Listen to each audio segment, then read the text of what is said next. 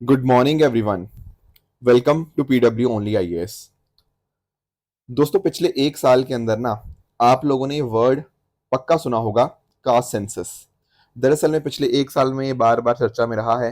Eight the same time अगर मैं बात करूं, आप लोगों ने जब लोकसभा के इलेक्शंस थे उस समय भी मुद्दा बहुत ज्यादा न्यूज में रहा। सरकार ने इसके बारे में बहुत ज्यादा कभी अपनी पोजीशन को क्लियर नहीं किया। पर अब सोर्सेस को ऐसा बताया जा रहा है कि सरकार जो है वो प्लान कर रही है कि कास्ट काउंट को लिया जाए ड्यूरिंग सेंसस। देखो, सेंसस दरअसल में 2021 में होना था, पर कोविड 19 पैंडेमिक की वजह से वो नहीं किया गया, उसको डिले किया गया। अभी भी एग्जैक्ट कब होगा हमारे पास कोई प्रॉपर तारीख तो नहीं है। बट यहाँ पर सोर्सेस को ऐसा भी बोला जा रहा है कि सेंसस को एक डिले करने का कारण ये भी है कि सरकार अभी सोच रही है कि सेंसस के अंदर कास्ट काउंट करवाया जाए या नहीं करवाया जाए। पर हालांकि अभी सोर्सेस का ऐसा मानना है कि सरकार का थोड़ा मन बन रहा है कास्ट काउंट करने का। दोस्तों, अगर ऐसा होता है तो पहली बार नहीं होगा कि कास्ट काउंट हमने करवाया हो। दरअसल में 2011 के अंदर भी कास्ट काउंट करवाया गया था, बट वो जो उनके फाइंडिंग्स थे वो उनको पब्लिक नहीं किया गया था। उसी तरह से कर्नाटका सरकार के द्वारा भी 2015 के अंदर ये चीज करी गई थी, पर उसकी फाइंडिंग्स भी पब्लिक नहीं करी गई थी। हालांकि 2023 में बिहार पहला एक ऐसा स्टेट बना जिसने अपने यहाँ पे कास्ट सेंसस को कंडक्ट करवाया एंड साथ ही साथ इसकी रिपोर्ट भी पब्लिश करी। तो देखो, आने वाले समय में इसके रिगार्डिंग जो भी डेवलपमेंट्स होंगी उनके बारे में हम डिस्कस करते ही रहेंगे। राइट, तो स्टार्ट करते हैं डिस्कशन। डेट है आज की 22 अगस्त 2024 एंड आप सभी का स्वागत है आज के प्रीलिम बूस्टर न्यूज डिस्कशन के अंदर। पहला दोस्तों जो हम टॉपिक डिस्कस करेंगे वो होगा फिग्स के बारे में। देखो, फिग आप जानते होंगे, दरअसल में ना जो अंजीर होती है, अंजीर को ही यहाँ पे फिग कहा जाता है। ठीक है। अगर मैं आपको महाराष्ट्र लेके चलूं तो महाराष्ट्र में आपको एक डिस्ट्रिक्ट देखने को मिलेगा, पुरंदर डिस्ट्रिक्ट। राइट, यहाँ पर बहुत अच्छे अच्छे आपको फोर्ट्स देखने को मिल जाते हैं। पुरंदर फोर्ट यहाँ का बहुत फेमस है, बहुत सारे लोग यहाँ पर ट्रैकिंग करने भी जाते हैं। ठीक है। अब एक्चुअल में क्या है, इस पर्टिकुलर पुरंदर डिस्ट्रिक्ट के अंदर अंजीर ग्रो की जाती है। ठीक है। और इनकी जो अंजीर होती है यहाँ की पुरंदर जगह की, ये अपने आप में इनका साइज थोड़ा ज्यादा होता है। एक्चुअल में क्या है ना, जो पुरंदर डिस्ट्रिक्ट की मैं बात कर रहा था, वहां पर आपका जो क्लाइमेट होता है वो अंजीर की ग्रोथ के लिए बहुत बढ़िया है। ड्राई वेदर होता है, plus at the same time जो हिल स्लोप्स होती हैं वो कहीं ना कहीं बहुत बढ़िया हो जाती है अंजीर की ग्रोथ के लिए। तो यहाँ पर जो अंजीर का टेस्ट होता है वो अपने आप में बहुत बढ़िया आता है, क्योंकि यहाँ पर जो रेड एंड ब्लैक सॉइल है वो भी बहुत अच्छी चीज है इस अंजीर के ग्रो करने के लिए। राइट, उससे कलरिंग एंड बाकी जो टेस्ट होता है वो अंजीर का बहुत बढ़िया आ जाता है। तो इंडिया की जो बेस्ट अंजीर बोला जाता है वो पुरंदर अंजीर को ही बोला जाता है। ठीक है।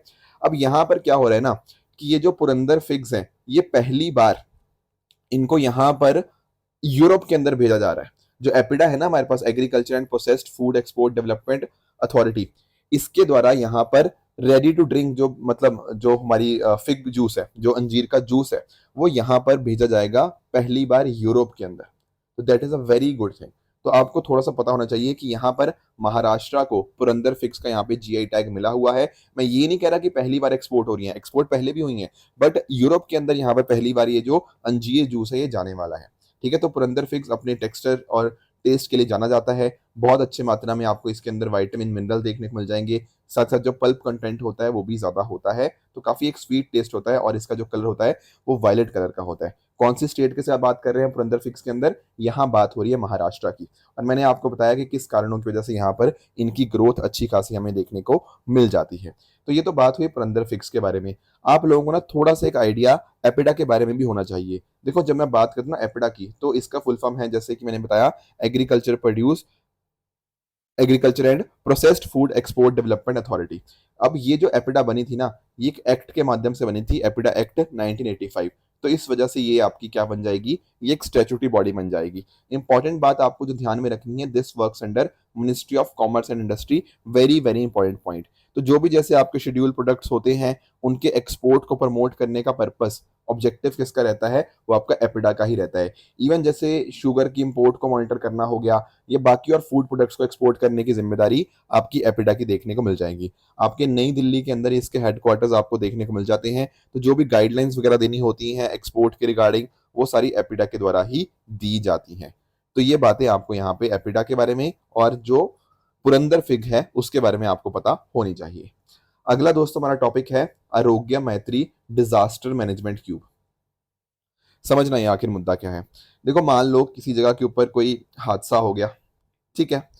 अब जब भी कुछ हादसा होता है तो हादसे में कुछ लोग जख्मी हो जाते हैं, बिल्कुल। अब उनको जख्मी लोगों की मदद करने के लिए, उनकी उपचार करने के लिए हमारे पास हॉस्पिटल्स होने चाहिए, राइट? पर हर जगह तो हॉस्पिटल होता नहीं है। तो कई बार पता क्या होता है, वहां पर टेम्परेरी बेसिस के ऊपर हम हॉस्पिटल सेटअप करने की कोशिश करते हैं, पर उसमें तो सिर्फ बहुत ज्यादा टाइम लग जाएगा, बिल्कुल। अब उसी का ना सोल्यूशन पता क्या है, हमारे पास ये पोर्टेबल हॉस्पिटल है एक तरह से। सिर्फ पोर्टेबल हॉस्पिटल का मतलब क्या है? अरे जो भी एक हॉस्पिटल के अंदर सामान चाहिए होता है, जैसे मान लो अगर आपको आपको एक आइडिया देता हूँ, जैसे आपको इसके अंदर आपका एक मिनी आईसीयू हो गया, हल्का सा और बेसिक लेवल का ऑपरेशन थिएटर हो गया, water supplies, cooking food station, blood testing equipment, x-ray machines हो गया, इलेक्ट्रिसिटी जनरेटर, ये सब जो चीजें होंगी ना, ये इसी के अंदर आ जाएंगी। ये देख रहे हो, ये इसके अंदर आ जाती हैं। तो एक तरह से ना आपने अलग अलग इस तरह से आपने मिनी मिनी क्यूब्स बना दिए, जैसे आप क्यूबिकल्स नहीं होते, उसी तरह से क्यूब्स बन जाते हैं। ठीक है।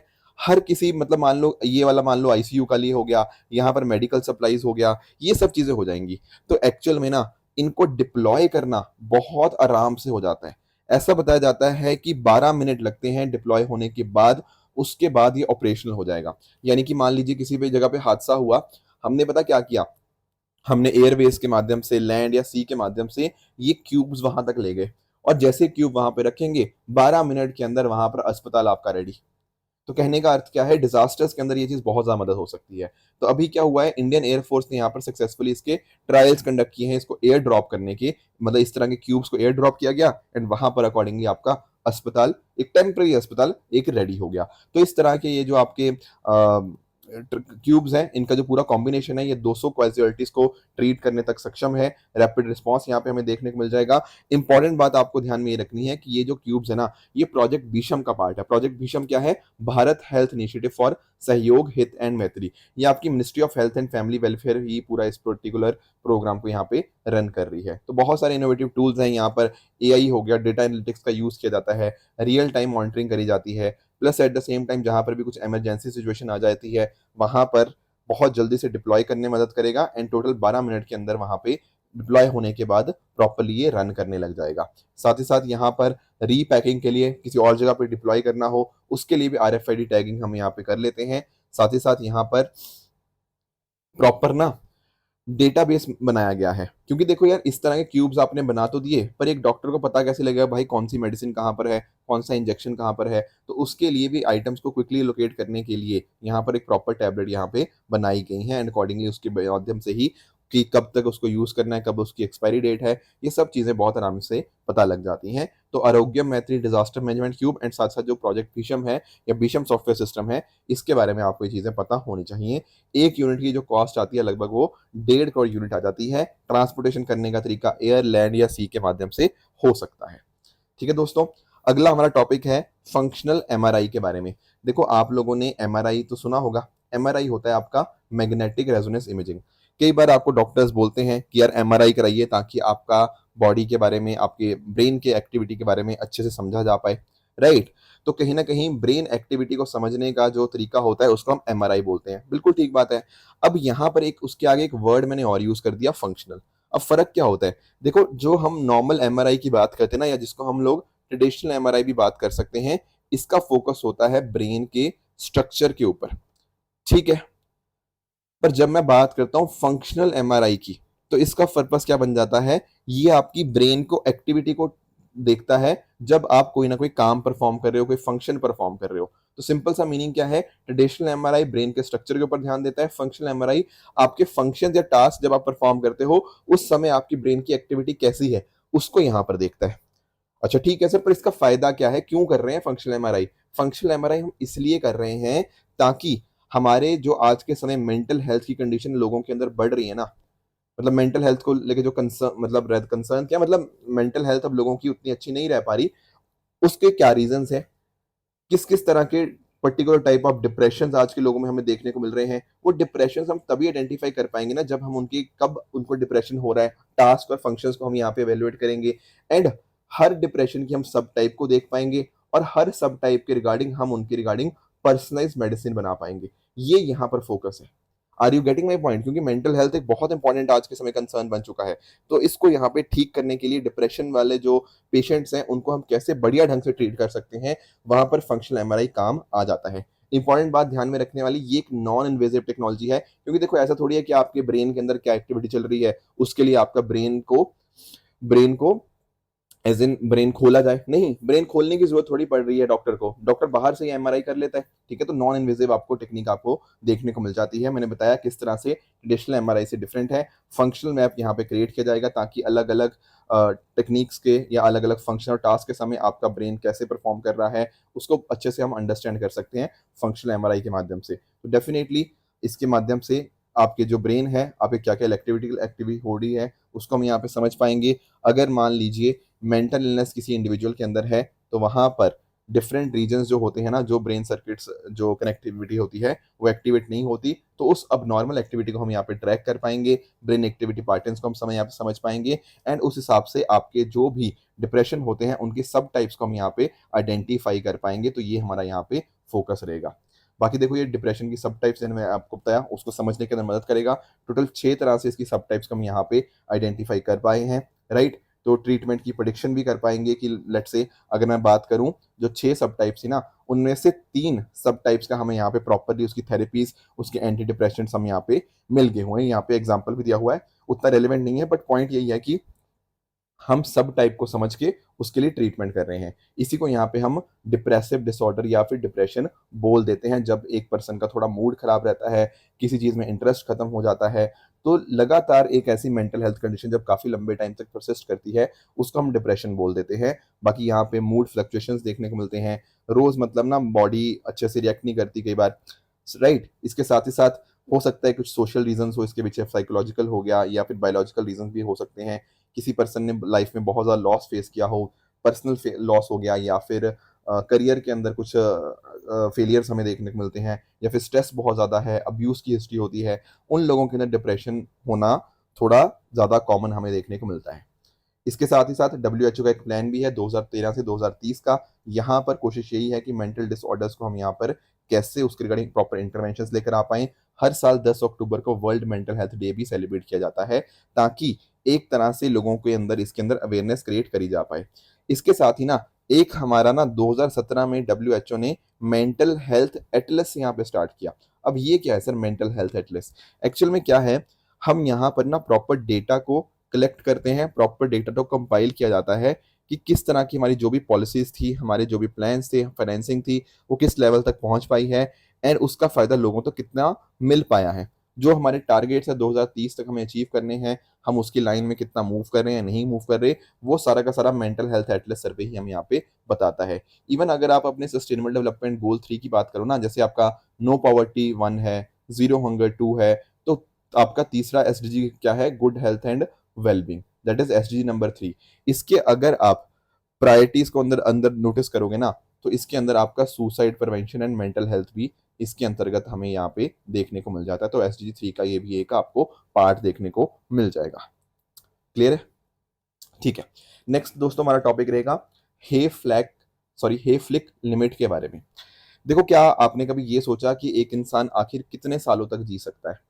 अब आप में से कुछ लोग बोलेंगे सर इंसान 100 साल 110 साल तक जी सकता है, पर यहाँ पर ना लिनॉर्ड हैफ्लिक जी ने रिसर्च करी और उन्होंने ये पाया था कि एक इंसान 125 साल तक जी सकता है। और ये रिसर्च इन्होंने आज नहीं करी, ये इन्होंने रिसर्च 1960 में ही कर दी थी। अभी इनकी एक्चुअली इस पर्सन की, ये जो रिसर्चर है, इनकी डेथ हुई है, तो ये हेफ्लिक लिमिट न्यूज में आ चुकी है। थोड़ा सा हमें यहाँ पे इसको समझना होगा। देखो एक्चुअल में क्या होता है ना, 1960s के अंदर इन्होंने जो अपनी रिसर्च करी उसमें इन्होंने ये पाया कि जब हम बात करते हैं ना सोमैटिक सेल्स की, सोमैटिक सेल्स कौन से होते हैं, आपके जो नॉन रिप्रोडक्टिव सेल्स होते हैं, उनके अंदर क्या होती है, सेल डिवीजन होती है। बिल्कुल सही बात है, हमने ये पढ़ा भी हुआ है सेल डिवीजन। तो अगर हम बात करते हैं ना इंसानों की, ह्यूमंस की अगर हम बात करते हैं, तो ह्यूमंस के अंदर जो सोमैटिक सेल्स की डिवीजन होती है वो लगभग 40 से 60 बार होती है, इससे ज्यादा बार नहीं होती। Are you getting the point? ठीक है। अब ये जो आपकी सेल डिवीजन होती है यही आपको मदद करती है, पर एक बार लेट से आपकी ये सेल डिवीजन खत्म हो जाए, उसके बाद क्या होगा, उसके बाद आप बूढ़े होने लग जाते हो। Are you getting the point? उसके बाद क्या होता है, जब हम नोटिस कर पाओगे, जब डिवीजन जो होती है ना वो कहीं ना कहीं खत्म होने लग जाती है, तब आप एज होने लग जाते हो, आपकी बूढ़े होने लग जाते हो। इसी को बोलते हैं सेसेशन होना, सेल डिवीजन का मतलब सेल डिवीजन रुक जाना। और इन्होंने जो एस्टिमेट लगाया उसके बाद फिर इन्होंने ये बोला कि लगभग 125 साल इज द अप्रोक्सीमेट लिमिट, जब तक हम यहाँ पर देख सकते हैं कि इसके बाद तो एक पर्सन नहीं जी पाएगा, क्योंकि वो जो पर्टिकुलर सेल डिवीजन की हम बात कर रहे थे वो तो पूरी तरह से खत्म ही हो चुका है। राइट, तो एक तरह से ना ये इनबिल्ट क्लॉक है। इनबिल्ट क्लॉक कैसे लिंक्ड है आपकी सेल डिवीजन के साथ। अब जैसे इंसानों के लिए ये लिमिट है, उसी तरह से अगर मैं बात करूं गैलापागोस टर्टल्स की, अब इनमें जो सेल डिवीजन होती है वो बहुत ज्यादा बार होती है, 110 बार, तो कहीं ना कहीं वो ज्यादा लंबे समय तक जीते हैं। अगर हम बात करें जो माइस की बात करें, चूहों की बात करें, तो उनके अंदर जो सेल डिवीजन होती है लगभग 15 बार ही होती है, तो उनकी जो लाइफ है वो अपने आप में बहुत ही छोटी हो जाती है। Are you getting this point? अब कुछ लोगों के दिमाग में ये आ रहा होगा, सर हम तो अच्छी डाइट खाते हैं, हम तो कोई बाहर का चाइनीज बर्गर नहीं खाते, ये सब नहीं खाते, तो राइट, तो हम लोग तो जिम भी रोज जाते हैं, तो हमारी तो उम्र 125 साल से भी ज्यादा हो सकती है। The answer is no. यहाँ पर इन्होंने ना जब 125 साल की बात करी है, इन्होंने सारी चीजें एस्टिमेट लगाने के बाद ही करी है। तो सेल डिवीजन के बाद सब सारा कुछ एस्टिमेट्स लगाने के बाद ये देखा गया है कि 125 साल इज अप्रोक्सीमेट लिमिट जब तक एक इंसान जी सकता है। इसके साथ ही अगर हम बात करें तो एजिंग का इन्होंने बताया कि किस तरह से definitely disease, diet, solar radiation ये डेफिनेटली फैक्टर्स हैं, but at the same time यहाँ पर अगर हम बात करें ऐसा नहीं है कि ये चीजें आप अमर हो जाओगे, अमर नहीं होगे आप। डेफिनेटली अगर आप अच्छा खाना खाते हो उससे आपकी अच्छी जिंदगी जियोगे, नो डाउट अबाउट इट। पर सेल डिवीजन ऐसा नहीं है कि सेल डिवीजन कभी खत्म ही नहीं होगी, एक टाइम के बाद वो खत्म हो जाएगी। एंड उन्होंने लिमिट बताई है वो 125 साल बताई है। एक इंपॉर्टेंट बात आपको और ध्यान में रखनी है, यहां पर जैसे मैं सेल्स की बात कर रहा था ना, राइट, अब यहां पर इसके एंड के ऊपर आपको क्या देखने को मिलेंगे? टेलोमर्स। अब आप पूछेंगे ये क्या है सर टेलोमर्स? एक्चुअल में क्या है, जब मैं बात करता हूँ ना, यहाँ पे आप डीएनए की बात कर रहे हो, आप क्रोमोसोम्स की यहाँ पे बात करते हो, तो डीएनए सीक्वेंस के अंदर क्रोमोसोम्स के एंड के ऊपर आपको टेलोमर्स देखने को मिलते हैं। ठीक है, अब ये जो टेलोमर्स होते हैं जैसे स्टार्टिंग में ज्यादा होते हैं, ये देखो जो पिंक वाला पोर्शन देख रहे हो जैसे जैसे कम होता जा रहा है, नोट करना यहाँ पे, ये पहले आपका जो पिंक वाला पोर्शन है यहाँ पे ये ज्यादा है, फिर ये थोड़ा कम हो गया, फिर ये थोड़ा कम हो गया, फिर यहाँ पे खत्म ही हो गया। तो टेलोमर्स जैसे जैसे लॉस होते रहते हैं ना, वैसे वैसे क्या होता है, जो सेल डिवीजन है वो कहीं ना कहीं खत्म होता रहता है। और सेल डिवीजन खत्म होता रहेगा तो अकॉर्डिंगली आप बूढ़े होते रहोगे। तो एक्चुअल में जैसे जैसे आपके जो टेलोमर्स हैं वो शॉर्टन होते रहते हैं, जैसे जैसे उन वो कम होते रहते हैं, वो एजिंग के साथ कहीं ना कहीं लिंक्ड होते हैं। Are you getting the point? तो ये बात आपको पता होनी चाहिए कि shortening of telomeres is related to ageing, ये आपका दिखाता है कि आप बूढ़े हो रहे हो। हालांकि एक इंपॉर्टेंट बात आपको ध्यान में और रखनी है कि टेलोमर की लेंथ और लाइफ स्पैन का जो रिलेशनशिप है ना, वो पूरी तरह से अभी भी क्लियर नहीं है। कहा जरूर जाता है कि टेलोमर का लिंकेज एजिंग के साथ है, जैसे जैसे टेलोमर छोटे हो रहे हैं ह्यूमंस के अंदर, अकॉर्डिंगली सेल डिवीजन खत्म हो रही है। पर इसका एग्जैक्ट रिलेशन अभी भी क्लियर पता क्यों नहीं है? क्लियर इसलिए नहीं है क्योंकि अगर हम लैब माइस की बात करें, अगर चूहों की बात करें, उनके टेलोमर्स तो हमारे ह्यूमन से 5 गुना लंबे होते हैं, तो बल्कि उनकी जो उम्र होती है चूहों की वो छोटी होती है। तो टेलोमर का डायरेक्ट रिलेशनशिप देखना थोड़ा सा मुश्किल हो जाता है, तो ये बात भी आपको यहाँ पे पता होनी चाहिए। ठीक है, अगला दोस्तों हमारा टॉपिक है निपुण मनुष्य के बारे में। देखो दरअसल में ना आप लोगों ने माइंस के बारे में सुना होगा, है ना? जब मान लो कोई एनिमी आ जाता है, हम वहां पे उससे पहले माइंस बिछा रखी होती हैं, तो अकॉर्डिंगली अगर वो एनिमी अंदर एंटर करने की कोशिश करेगा तो माइंस के अंदर वो यहाँ पे माइंस ब्लास्ट हो जाएंगी, एंड अकॉर्डिंगली वहां पर हम अपने आप को प्रोटेक्ट कर लेंगे। अब इसी तरह का जो निपुण मनुष्य है ना, वो यहाँ पे डेवलप किया गया है डीआरडीओ के द्वारा। दरअसल में अगर मैं बात करूँ ना, यहाँ पर जो मेंशन है एआरडीई, एआरडीई आपका देखने को मिलता है armament research and development establishment, and साथ साथ high energy material research laboratory. ये दरअसल में दोनों की दोनों एआरडीईबी और एचईएमआरएल, ये आपके दोनों DRDO defence research development organisation की ही लैब्स हैं। ठीक है ना, अलग अलग जगह के ऊपर है पुणे के अंदर। तो ये दोनों लैब्स किसकी हैं? डीआरडीओ की। तो दरअसल में निपुण मनुष्य को बनाने वाला और कोई नहीं बल्कि आपका डीआरडीओ ही है।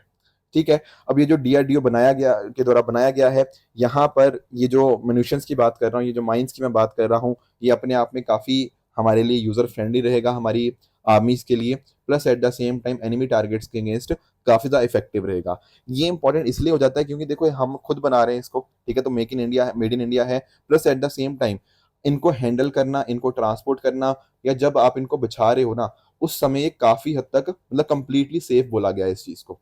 तो कई बार ऐसा होता है ना कि माइंस बिछाते टाइम खुद कोई नुकसान हो गया, यहाँ पर ऐसा नहीं होगा बिल्कुल भी। बहुत ही एडवांस यहाँ पे निपुण मनुष्य यहाँ पे क्रिएट किया गया है, ये बात आपको एक पता होनी चाहिए।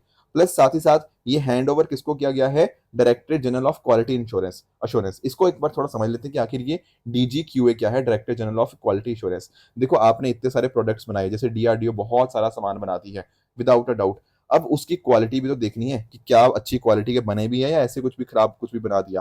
तो वो सारा का सारा काम कौन देखता है, director general of quality assurance. Quality को देखना इनका काम यहाँ पे रहता है। तो ये आते हैं आपके मिनिस्ट्री ऑफ डिफेंस के अंदर, आपको ये एक इंटर सर्विस ऑर्गेनाइजेशन वर्क करती हुई देखने को मिल जाती है। इसके साथ ही टेस्टिंग वगैरह इनके द्वारा देखी जाती है, स्टैंडर्डाइजेशन हो गया, डॉक्यूमेंटेशन हो गया, वो सारा काम इनके द्वारा ही यहाँ पे देखा जाता है। Plus at the same time imported हो गया, इंडिजीनियस हो गया, उनका क्वालिटी इंश्योर करना, वो सारा इसी का काम रहता है, आर्मी के लिए भी, नेवी के लिए भी, एंड बाकी जो एयरफोर्स के लिए भी है, ये सब चीजें भी। हालांकि नेवल आर्मामेंट्स को ये नहीं देखते, बाकी सारी चीजें ये उसकी क्वालिटी को देखना आपके डीजीक्यूए का ही काम रहता है। अगला दोस्तों हमारा बिल्कुल छोटा सा टॉपिक है मित्र शक्ति के बारे में।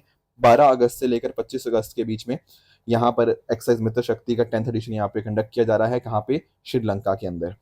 पिछला जो हमारा हुआ था मित्र शक्ति का एडिशन, वो इंडिया में हुआ था, तो इस बार यहाँ पे श्रीलंका में देखने को मिल जाएगा। और आप मिलिट्री एक्सरसाइज के बारे में जानते ही होंगे कि इस तरह से दोनों देशों की, जैसे इस केस में आर्मी साथ में आई हैं, साथ में मिलकर यहाँ पर एक दूसरे से बहुत कुछ सीखेंगे। काउंटर इंसर्जेंसी ऑपरेशंस को यहाँ पे कंडक्ट किया जाएगा, ताकि एक तरह से दोनों की जो मिलिट्री कैपेबिलिटी है उसको इनहेंस किया जा पाए। इंडियन कंटिजेंट की बात करें तो 106 पर्सन इसके अंदर रिप्रेजेंट होते हुए देखने को मिल जाएंगे by Rajputana Rifles, along with हमारे आर्म्स एंड सर्विसेज के साथ साथ। इसके अलावा श्रीलंकन कंटिजेंट की बात करें तो यहाँ पर इनका गजब रेजिमेंट ऑफ श्रीलंकन आर्मी देखने को मिल जाएगा। तो आर्मीज की दोनों की, इंडिया और श्रीलंका की, इन्होंने के नाइन्स को यहाँ पे डिप्लॉय किया है। इससे इंटरऑपरेबिलिटी, यानी कि दोनों देश की आर्मीज साथ मिलकर कैसे काम कर सकती हैं, दोनों देशों के जो पर्सनल हैं उनके आपस में बीच में भाईचारा कैसे बढ़े, इससे कहीं ना कहीं ये मदद मिलेगी मित्र शक्ति एक्सरसाइज के माध्यम से। ठीक है दोस्तों, अब चल लेते हैं अपने क्वेश्चंस की तरफ। पहला क्वेश्चन आपका रहेगा नैनो पार्टिकल्स के बारे में, तो इसका आंसर आप मुझे कमेंट्स में बताइएगा। दूसरा आपका होमवर्क रहेगा एआर और वीआर के बारे में, ऑगमेंटेड रियलिटी और वर्चुअल रियलिटी के बारे में, तो ये भी मुझे आप कमेंट्स में बता सकते हो।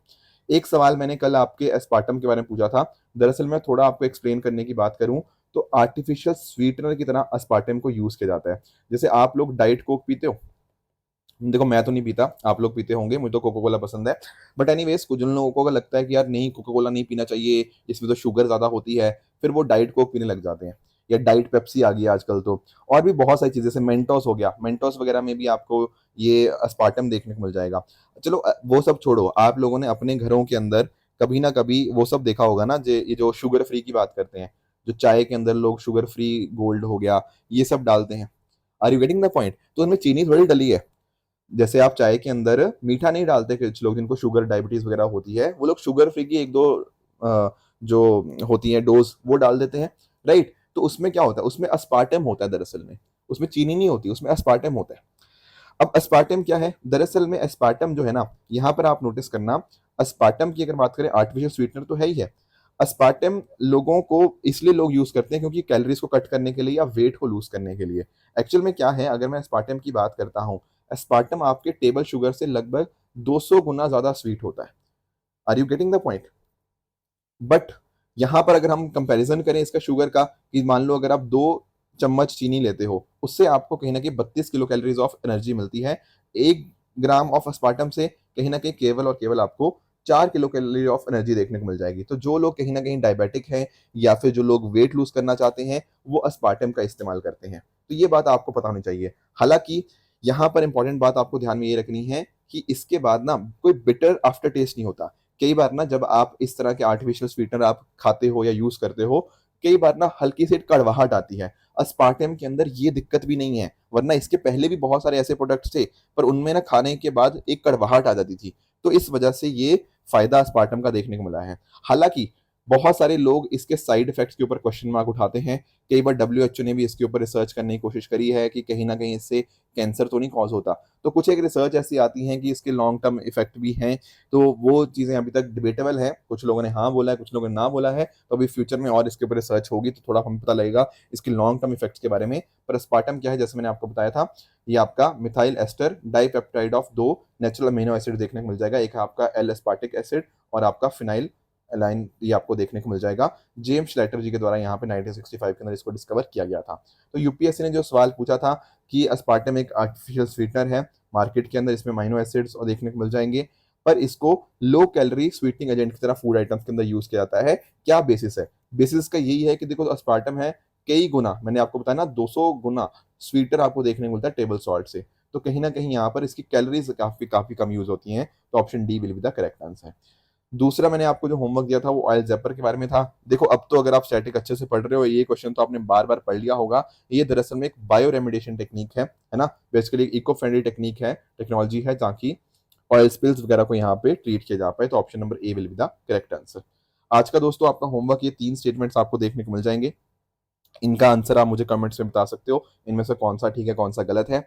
कल जो मैंने होमवर्क दिया था एक था हाकी पिकी ट्राइब के बारे में, तो हाकी पिकी ट्राइब अपने आप में क्या है? मेट्रियार्कल है, तो फर्स्ट स्टेटमेंट आपका इनकरेक्ट हो जाएगा। जूस की बात करें तो जूस आपका यूरोपियन स्पेस एजेंसी का था, दिस इज ऑल्सो इनकरेक्ट। बनी ग्रासलैंड्स की बात करें तो ये तो हमें गुजरात में देखने को मिलते हैं, तो ये स्टेटमेंट भी दोस्तों आपकी इनकरेक्ट हो जाएगी। तो ये थी आज की डिस्कशन। इसी तरह से आप भी अपने एंड पे हार्डवर्क करते रहिए। Thank you so much for joining, all the very best.